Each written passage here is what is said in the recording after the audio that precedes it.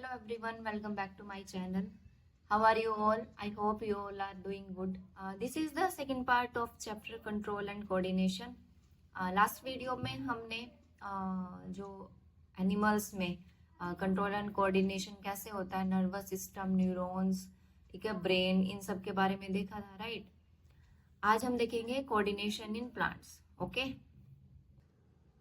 तो जो एनिमल्स हैं उनके बॉडी में जब भी कोई एक्टिविटीज होती है उसको कंट्रोल और कोऑर्डिनेट करने के लिए उनके पास क्या है, नर्वस सिस्टम है। लेकिन प्लांट्स के पास ना ही तो नर्वस सिस्टम है और ना ही मसल्स हैं। तो फिर कोई भी स्टिमुली अगर आती है, ठीक है, स्टिमुली यानी जैसे कुछ भी जो कोज करता है एक्टिविटी या डेवलपमेंट और इंटरेस्ट, ठीक है, तो उस केस में प्लांट्स किस तरीके से रिस्पॉन्ड करते हैं। हमने छुई मुई का पौधा देखा है, राइट। तो जब भी हम उसको टच करते हैं तो वो अपने आप को फोल्ड करना शुरू कर देता है और उसके जो पत्ते हैं वो कैसे लगते हैं कि जैसे मुरझा गए हों, है ना। अगर हम देखें कि जब कोई सीड जर्मिनेट करता है, ठीक है, तो उसमें क्या होता है कि जो मिट्टी है उससे स्टेम बाहर की तरफ आती है इन द एयर और जो रूट है वो नीचे की तरफ जाती है, राइट।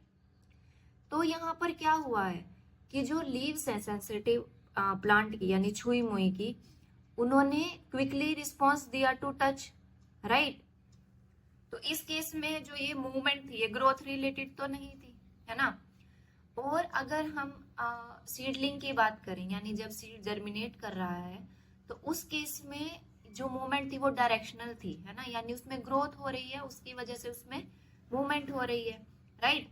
और अगर हम उसको प्रिवेंट करें फ्रॉम ग्रोइंग तो हमें उसमें कोई भी मूवमेंट नहीं दिखेगी, ठीक है। तो जो प्लांट्स है उसमें दो तरह की मूवमेंट होती है, one is dependent on growth and other is independent of growth, right. तो ये क्वेश्चन हमसे पूछ सकते हैं कि जो प्लांट्स है उसमें कितने टाइप की मूवमेंट्स हमें देखने को मिलती है, ठीक है। अब हम इन्हीं दोनों जो मूवमेंट्स हैं उनको डिटेल में पढ़ेंगे। पहला जो इंडिपेंडेंट है ग्रोथ के and second is dependent on growth, ठीक है। अब हम दोबारा से जो छुई मुई है उसका केस लेते हैं, ठीक है। अब उसमें ग्रोथ तो इन्वॉल्व नहीं थी, राइट। तो जो ये प्लांट है उसने अपनी लीव्स को जब हमने उसको टच किया उसके रिस्पॉन्स में मूव किया होगा, ठीक है। लेकिन वहां पर नर्वस टिश्यू तो है नहीं, ना ही वहां पर मसल टिश्यूज है। तो प्लांट ने कैसे डिटेक्ट किया कि हमने उसको टच किया है, या फिर जो लीव्स हैं वो किस तरीके से मूव की हमारे टच के रिस्पॉन्स में। ये क्वेश्चन हमारे दिमाग में अराइज होता है, राइट।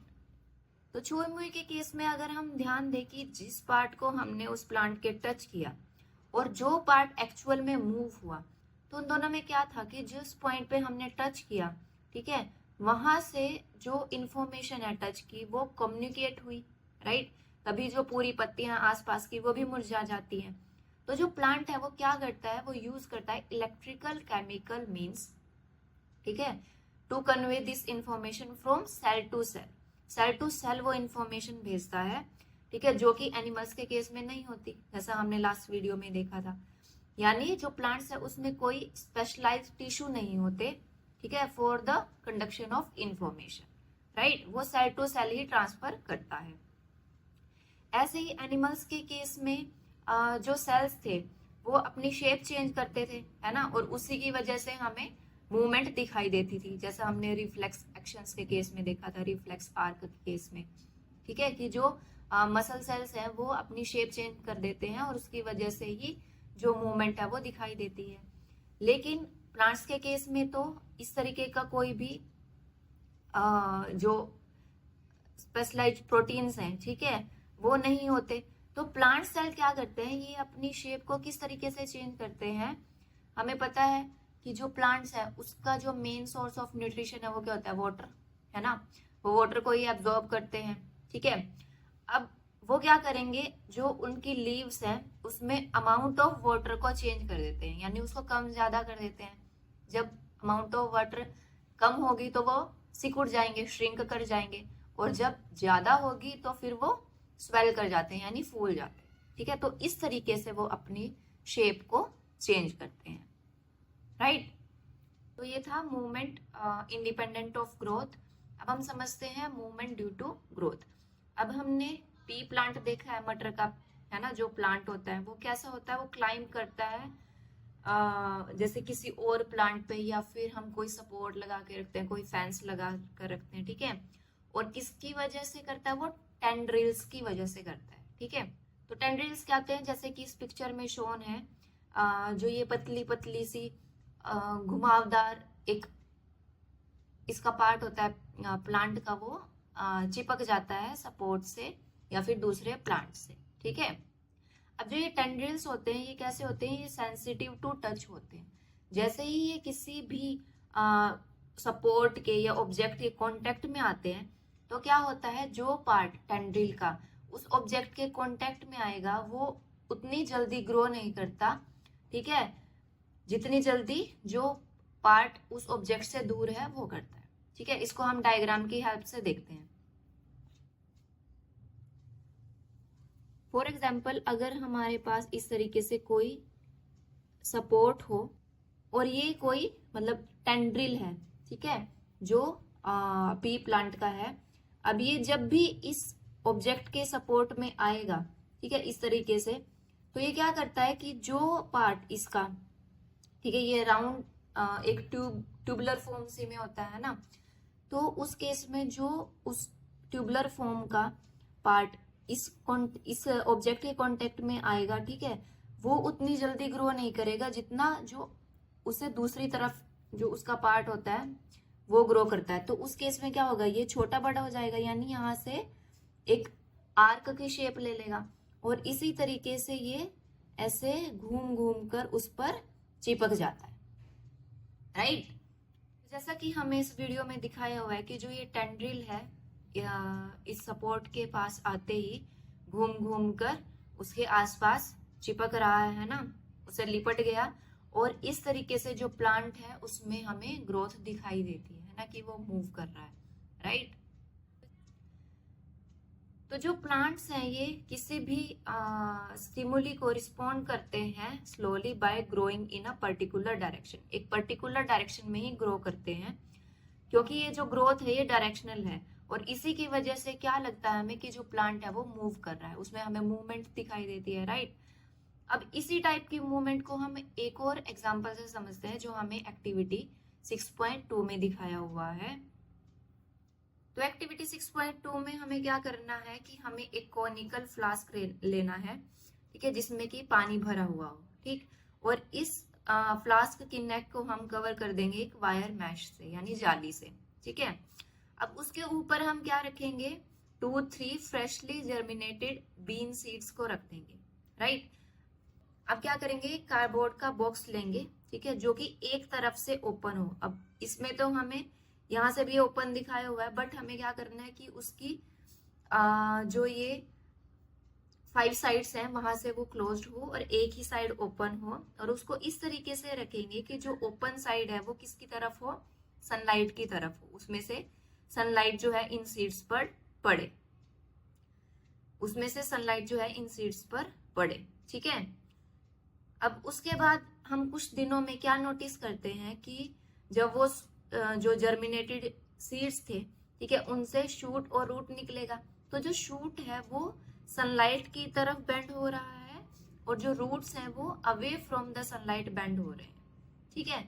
अब हम क्या करेंगे, इस कोनिकल फ्लास्क को थोड़ा सा रोटेट कर देंगे, ठीक है, ताकि जो ये शूट है ये इस तरफ हो जाए, इसके डायरेक्शन जो अभी इधर घुमा हुआ है, और रूट हमें इस तरफ दिखाई दे, ठीक है, और उसको कुछ दिनों के लिए ऐसे ही रखा रहने देंगे। कुछ दिनों बाद हम क्या देखते हैं, उसमें क्या हमें कोई चेंज दिखाई देता है, हमें चेंज दिखाई दे रहा है, राइट। लेकिन जो इसके ओल्ड पार्ट्स थे, जैसे यहाँ पर था कि ये इस तरफ से बेंड हो गया था, तो क्या ये वापस से सनलाइट की तरफ बेंड हो जाएगा, या रूट इस तरफ थे तो वो इस तरफ हो जाएंगे, नहीं। जो ओल्ड पार्ट थे जो ग्रो कर गए थे ऑलरेडी, वो एज इट इज रहेंगे, लेकिन जो नए ग्रोथ आ रही थी उसमें क्या, उसमें कुछ डिफरेंस है, हाँ। जो नई ग्रोथ आएगी वो किसकी तरफ बेंड होगी, जो शूट में होगी वो टुवार्ड्स द सनलाइट, और जो रूट में होगी वो अवे फ्रॉम द सनलाइट हमें दिखाई देगा। ठीक है, तो इस एक्टिविटी से हम क्या कंक्लूड करते हैं कि जो शूट है वो क्या शो कर रहा है, फोटोट्रोपिज्म। ठीक है, और रूट्स क्या शो कर रहे हैं, जियोट्रोपिज्म। तो जो लाइट है या फिर ग्रेविटी है, ठीक है, इनको हम क्या कहते हैं, एनवायरमेंटल ट्रिगर्स। ठीक है, जो एनवायरमेंट के ये फैक्टर्स हैं जो मूवमेंट को या चेंज इन डायरेक्शन को ट्रिगर करते हैं, उनको हम कहते हैं एनवायरमेंटल ट्रिगर्स। तो ये क्या करते हैं, ये चेंज करते हैं डायरेक्शन प्लांट पार्ट्स की जो कि ग्रो कर रहे हैं। ठीक है, अब जैसे कि जो प्लांट का पार्ट लाइट सेंसिटिव है, ठीक है, उसको हम क्या कहेंगे, उसकी मूवमेंट को फोटोट्रोपिक। ठीक है, अब फोटोट्रोपिक के केस में या फिर किसी भी ट्रोपिक मूवमेंट के केस में हम क्या देखते हैं कि या तो वो जो मूवमेंट है वो स्टिमुलस की तरफ है या फिर अवे फ्रॉम इट है। ठीक है, जैसे कि हमने प्लांट के केस में अब एक्टिविटी में देखा कि जो शूट है वो टुवार्ड्स द लाइट बेंड हो रहा है और रूट है वो away from the light bend हो रहा है। तो ये कैसा जो मूवमेंट है शूट का, फोटोट्रोपिक। ठीक है, अब ये तो था जो लाइट के रिस्पॉन्स में जो प्लांट की ग्रोथ है वो किस तरीके से होती है। अब हमारे पास जो प्लांट है वो शो करता है tropism in response to other stimuli.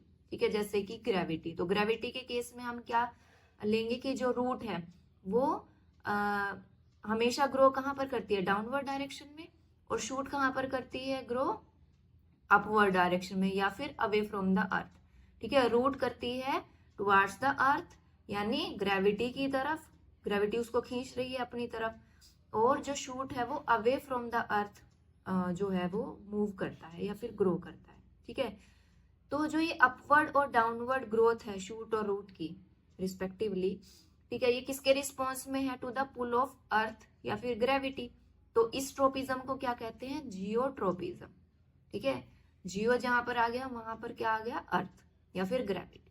ठीक है, ऐसे ही हमें पता है कि जो हाइड्रो है उसको हम क्या कहते हैं या किसके लिए यूज करते हैं, वाटर के केस में। ठीक है, और कैमो को किस केस में यूज करते हैं, केमिकल्स के केस में।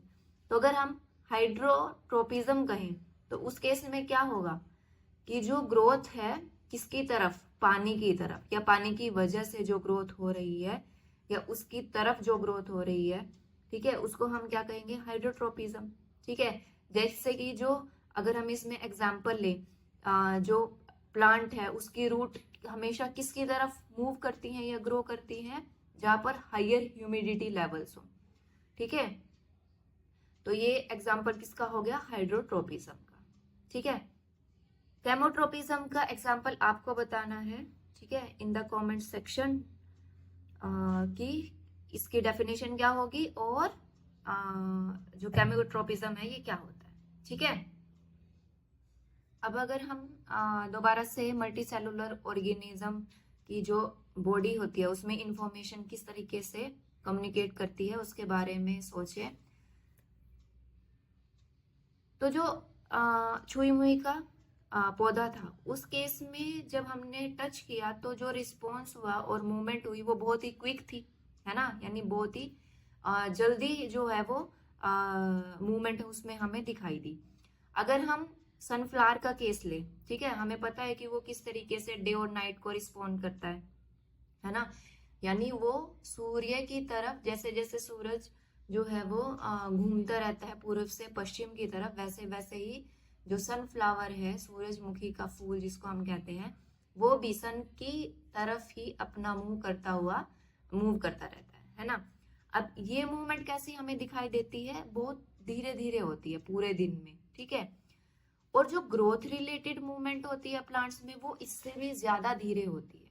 ठीक है, अब अगर हम एनिमल्स का केस लें तो उसमें जो भी ग्रोथ होती है वो कैसी होगी, केयरफुली कंट्रोल्ड होगी इन ऑल डायरेक्शंस, है ना, जो भी डायरेक्शंस होगी उनमें केयरफुली कंट्रोल्ड रहती है। जैसे कि अगर हम केस लें अपनी आर्म्स और फिंगर्स का, तो वो एक सर्टेन डायरेक्शन में ही ग्रो करते हैं, है ना, हैप्पीजार्डली तो नहीं ग्रो करते, यानी अव्यवस्थित रूप से किसी भी डायरेक्शन में, राइट। तो जो ये कंट्रोल्ड मूवमेंट्स हैं ये स्लो हो सकती हैं या फिर फास्ट भी हो सकती हैं, ठीक है। अब अगर कुछ भी हुआ, ठीक है, कुछ स्टिमुली हमारे सामने आया और उसके जो रिस्पॉन्स था वो फास्ट था, ठीक है, तो उस केस में जो इंफॉर्मेशन ट्रांसफर है वो भी कैसे हुआ होगा, फास्ट हुआ होगा, क्विकली हुआ होगा, है ना, फुल स्पीड में। और इसके लिए जो मीडियम ऑफ ट्रांसमिशन था, ठीक है, उसको भी कैसे मूव करना पड़ा होगा, रैपिडली। तो इस तरीके की जो ये कम्युनिकेशन होती है, ये इलेक्ट्रिकल कम्युनिकेशन होती है, राइट। तो इस तरीके की कम्युनिकेशन के लिए जो इलेक्ट्रिकल इम्पल्सेस हैं उसका यूज हमारी बॉडी करती है, राइट। लेकिन इसकी भी कुछ लिमिटेशंस है कि जो यूज है इलेक्ट्रिकल इम्पल्सेस का, वो उसकी क्या लिमिटेशन है। पहला तो कि वो रीच करते हैं सिर्फ उन्हीं सेल्स को जो कनेक्टेड किससे है, नर्वस टिश्यू से, ठीक है। यानी हमारी बॉडी के हर एक सेल तक जो इंफॉर्मेशन है वो नहीं जाएगी, ठीक है, यह इलेक्ट्रिकल इम्पल्स नहीं जाएगा। दूसरा क्या लिमिटेशन है कि जैसे ही एक बार इलेक्ट्रिकल इम्पल्स जनरेट हुआ, ठीक है, एक सेल में, वो ट्रांसमिट होगा, ठीक है। अब उसके लिए जो सेल है उसको कुछ टाइम चाहिए दोबारा से रीसेट करने के लिए मैकेनिज्म को, ठीक है, जिससे कि वो एक बार फिर से जनरेट करे और ट्रांसमिट करेगा न्यू इम्पल्स को, ठीक। यानी जो सेल्स है वो कॉन्टिन्यूटी में क्रिएट या फिर ट्रांसमिट नहीं कर सकते इलेक्ट्रिकल इम्पल्सिस को, उसमें गैप आ जाता है, ठीक है। तो इसीलिए जो मल्टी सेलुलर ऑर्गेनिजम्स हैं उसमें एक और तरीके की कम्युनिकेशन होती है सेल्स में, उसको हम क्या कहते हैं, केमिकल कम्युनिकेशन, राइट।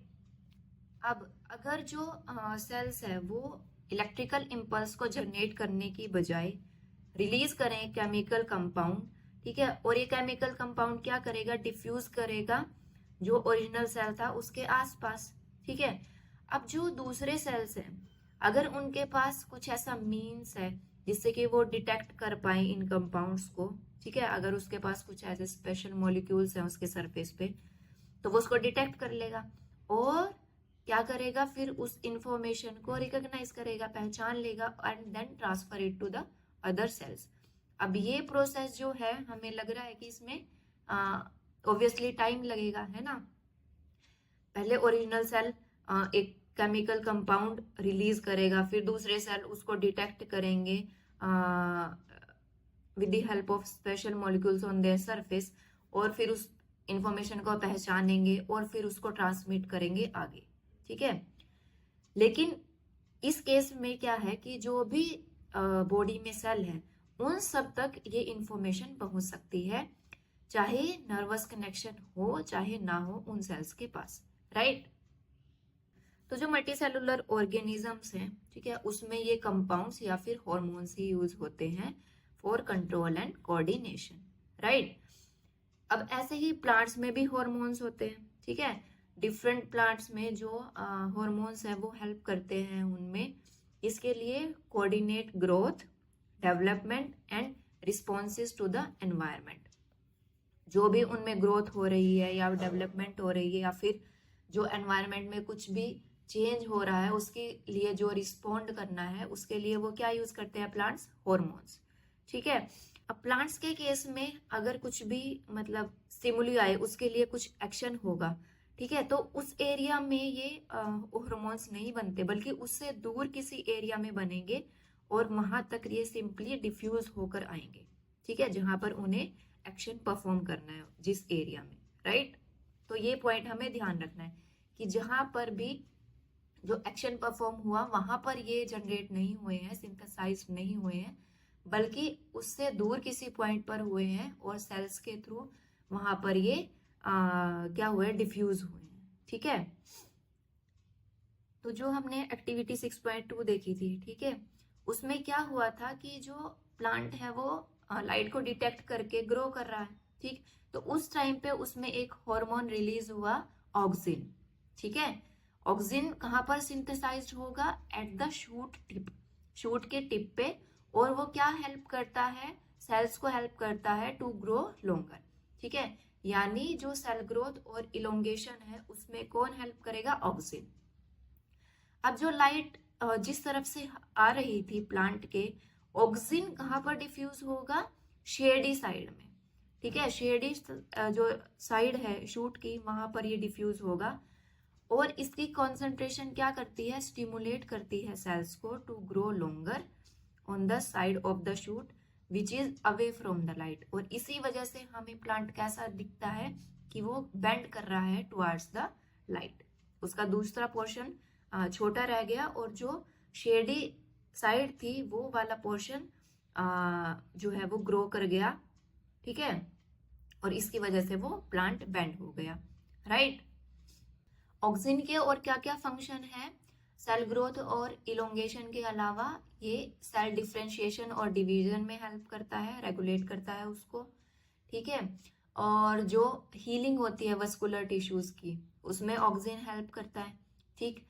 फ्लावर्स किस टाइम पे जो ग्रो करेंगे, बर्ड्स किस टाइम पे आएंगी, उसके लिए कौन हेल्प करता है, ऑक्सीजन, ठीक है। नेक्स्ट प्लांट हार्मोन है जिब्रेलिन, ठीक है, जो कि ऑक्सीजन की तरह ही हेल्प करता है स्टेम की ग्रोथ में, ठीक है। यानी अगर जो प्लांट है वो लॉन्गिट्यूडनल ग्रोथ अगर उसकी होगी तो वो किसकी वजह से होगी, जिब्रेलिन की वजह से होगी, ठीक है। और क्या क्या फंक्शन है इसके, seed germination, flower development, fruit growth, जो लीफ और फ्रूट्स हैं, ठीक है, वो किस टाइम पर आएंगे या झड़ेंगे उसमें कौन हेल्प करता है, जिब्रेलिन, ठीक है। अगर जो पौधा अगर कोई छोटा है वो ड्वार्फ है उसको ओवरकम करने में भी जिब्रेलिन ही हेल्प करता है, ठीक है। और जो स्टेम है उसका साइज इंक्रीज करने में, लेंथ इंक्रीज करने में कौन हेल्प करता है, gibberellin, right. Next hormone is cytokinin, ये क्या करता है, प्रमोट करता है सेल डिवीजन, ठीक है। और जहां पर भी जो एरियाज हैं जहां पर रैपिड सेल डिवीजन होती है, जैसे फ्रूट्स हो गए, सीड्स हो गए, वहां पर ये ग्रेटर कॉन्सेंट्रेशन में प्रेजेंट होते हैं, ठीक है। और जो साइटोकिनिन है इसकी और क्या फंक्शंस होते हैं, सेल साइज को इंक्रीज करने में, लीफ डेवलपमेंट, ठीक है, फ्लावर फॉर्मेशन, इन सब में कौन हेल्प करता है, साइटोकिनिन, ठीक है। तो जो ये 3 हार्मोन है ये सभी किसके एग्जाम्पल हैं या किस में हेल्प करते हैं, प्रमोट करने में ग्रोथ को प्लांट की, ठीक है। अब हमारे पास एक और ऐसा हार्मोन है जो कि स्टॉप करता है ग्रोथ को, ठीक है, उसका नाम क्या है, एब्सिसिक एसिड, ठीक है। ये क्या करता है, इनहिबिट्स करता है ग्रोथ, ठीक। जैसे कि जो लीव्स है वो कब झड़ेंगी या फिर एजिंग जो होती है ट्री की उसमें कौन हेल्प करता है, एब्सिसिक एसिड, राइट। तो ये 4 हमारे पास मेन प्लांट हॉर्मोन्स हैं, ठीक है। इसमें से 3 जो हेल्प करते हैं प्रमोटिंग ग्रोथ को और ये करता है inhibit growth, right. Now we have these questions. Question number 1, what are plant hormones? So plant hormones are the fluids which are secreted within the plant, and plant hormones regulate the growth and development of the plant. What are the example of plant hormones? Auxin, gibberellins, cytokinin, abscisic acid, right? Next question is, how is the movement of leaves of the sensitive plant different from the movement of shoot towards light? अब जो sensitive plant के case में movement थी वो touch sensitive थी, है ना, और ये इंडिपेंडेंट है ऑफ ग्रोथ। जबकि जो शूट के केस में हमने देखा था, राइट, जो मूवमेंट थी शूट की टुवर्ड्स लाइट वो कैसी थी, ग्रोथ रिलेटेड थी। So the answer is the movements of leaves of the sensitive plants are touch sensitive and independent of growth, while the movement of shoot towards light is growth related and which is known as phototropism, right? Give an example of a plant hormone that promotes growth. हमने देखा था ऊपर, तो right answer is auxin, okay? Next is, how do auxins promote the growth of a tendril around the support? Tendril की movement हमने यहाँ पर देखी थी, राइट, कि जब भी जो टेंड्रिल है वो किसी भी सपोर्ट के कांटेक्ट में आता है, तो जो पार्ट टेंड्रिल का कांटेक्ट में आएगा ऑब्जेक्ट के, वो ग्रो नहीं करेगा rapidly as a part of the tendril away from the object, right. तो ये ऑक्सिन हार्मोन की वजह से हुआ। Less auxin occurs on the side of contact as compared to the free side. As a result, auxin promotes growth on the free side and tendrils coil around the support, right? Next question is question number 5. Design an experiment to demonstrate hydrotropism. तो hydrotropism क्या होता है? Movement of plant towards और away from water, ठीक है। अब इसको हम एक एक्सपेरिमेंट की हेल्प से डेमोन्स्ट्रेट करते हैं। हमें क्या क्या चाहिए? रिक्वायरमेंट क्या है? Bean seed, a deep tray, sand, water and a porous flower pot, ठीक है। हमें क्या करना है? तो फॉर एग्जांपल हमारे पास ये कोई एक ट्रे है, राइट, और इसमें हमने क्या डाल दिया? सैंड डाल दिया, इस तरीके से।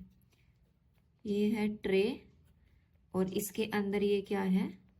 Sand, right. अब इसमें हम क्या करेंगे? हम 3-4 बीन के सीड्स को इस तरीके से इस सैंड में दबा देंगे, ठीक है।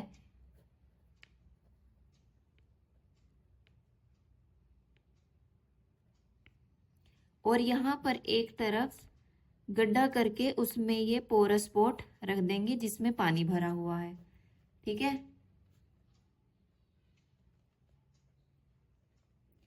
अब इस पूरे सेटअप को हम 1 हफ्ते के लिए एज इट इज छोड़ देंगे। उसके बाद हम अगर इन सीड्स को निकाल कर देखते हैं तो हम क्या ऑब्जर्व करते हैं कि जो ये सीड्स में जर्मिनेशन होगी उसकी वजह से जब रूट्स निकलेंगी तो उसकी डायरेक्शन किस तरफ होगी? पोट की तरफ होगी, यानी पानी की तरफ होगी, ठीक है। इस तरीके से हमें ग्रोथ जो है रूट की वो दिखाई देगी, ठीक है। तो हमें ये डायग्राम ड्रॉ करना है विद लेबल्स, ठीक है। और जो पीछे लिखा हुआ था पूरा जो भी एक्सपेरिमेंट था वो किस तरीके से करना है, उसका प्रोसीजर, रिक्वायरमेंट एंड ऑब्जर्वेशन, वो सब भी हमें लिखना है, okay. So that's all for today's video. If you have any doubt, ask in the comment section. Like this video and share it with your friends who are in class 10th and subscribe to my channel. See you in the next video. Till then, have a good day. Bye bye.